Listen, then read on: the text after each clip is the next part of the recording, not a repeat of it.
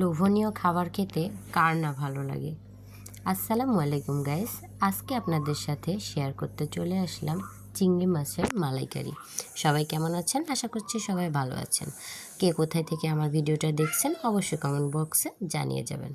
তা আমি এখানে হাফ কেজি চিংড়ি মাছ নিয়ে নিয়েছি, একদম বড় সাইজের। ওটাকে কেটে সুন্দর করে পরিষ্কার করে নিয়েছি। আর এখানে আমি একটা নারকেল নিয়ে এসেছিলাম, সেটাকে সুন্দর করে স্লাইস করে কালো অংশ ফেলে দিয়ে ব্লেন্ড করে নিয়েছি। তারপরে আমি এখানে ফ্রাই প্যানে চিংড়ি মাছগুলোকে হালকা আঁচে ভেজে নেব। ভেজে নেওয়ার শেষ আমি সুন্দর করে সব রকমের মশলা দিয়ে দেব। এখানে 5-6টা কাঁচামরিচ দিয়ে দিছি। 2 চামচেরও বেশি আমি এখানে পেঁয়াজ বাটা দিয়ে দিচ্ছি। 1 চামচ পরিমাণে রসুন বাটা দিয়ে দিচ্ছি। 1 চামচ পরিমাণে আদা বাটা দিয়ে দিচ্ছি। 1 চামচ পরিমাণে জিরা বাটা দিয়ে দিচ্ছি। আর এখানে 1 চামচ পরিমাণে সব রকমের শুকনো মশলা বাটা দিয়ে দিচ্ছি।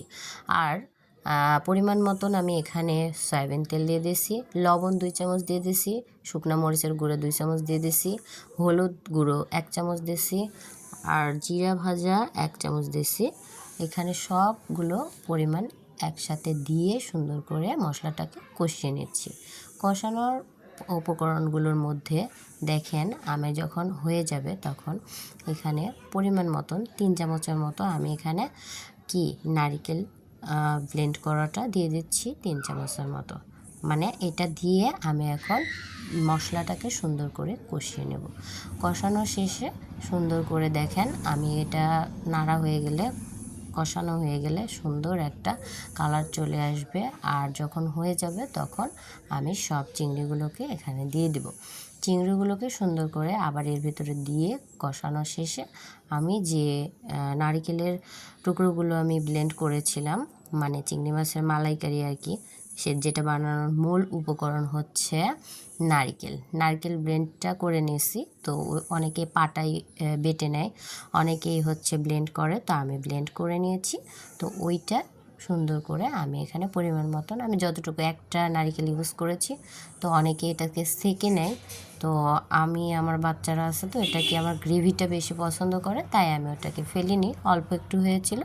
তো আমি দেখলাম যে এখানে প্রয়োজন আছে, তাই আমি ওটাকে ছেঁকে ফেলে দিইনি। যেহেতু একদম মিহি পেস্ট হয়েছে, ব্লেন্ডারে করেছি, তো এটা সুন্দরভাবে একবারে আমি দিয়ে দিচ্ছি। তো এখানে হাফ বাটির মতো আমি কি করলাম, পানি দিয়ে দিলাম। আর এখানে 10টার মতো কাঁচামরিচ, একদম কোনো ঝাল নেই, তো সেই কাঁচামরিচগুলোকে দিয়ে দিছি।